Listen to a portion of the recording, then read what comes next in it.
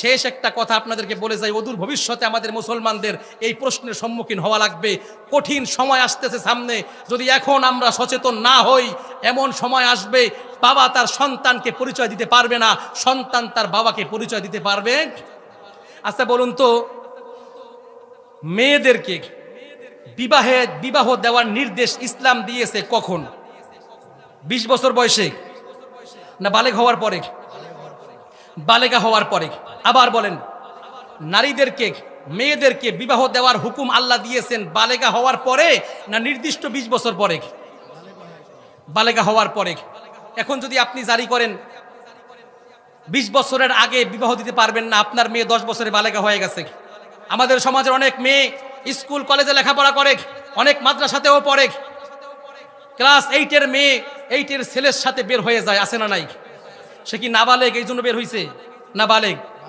বালেগ। আবার বলছি আপনাদেরকে, আল্লাহর বিধানকে যারা বয়সের সীমাবদ্ধতা দিয়া নিষিদ্ধ করা হয়েছে, আজকে আপনার সন্তান আপনাকে প্রশ্ন করবে, বাবা তোমাদের নবী মুহাম্মদ সাল্লাল্লাহু আলাইহি ওয়াসাল্লাম তিনি যে আয়েশাকে বিবাহ করেছিলেন কত বছর বয়সে বিবাহ করেছেন?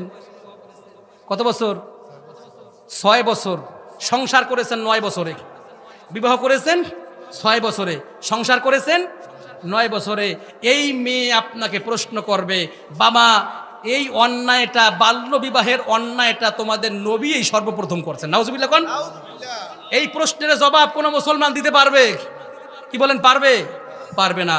এই জন্যে মেয়ে যখন বালেগা হয়ে যাবে, সেই মেয়েকে বিবাহ দেওয়ার দায়িত্ব বাবা মার। দায়িত্ব কার? রাষ্ট্র যদি সেখানে প্রতিবন্ধকতা সৃষ্টি করে, আল্লাহর কৃত এই হালালকে যদি তারা হারাম বানানোর চেষ্টা করে, তাহলে এর যে ফলাফল, এর যে ভয়াবহতা আস্তে আস্তে নাস্তিক্যবাদীদের দিকে ঝুঁকে যাবে। এ দায়ভার রাষ্ট্রকে নেওয়া লাগবে, আমাদের মতো জনগণকে নেওয়া লাগবে। ঠিক কিনা বলেন?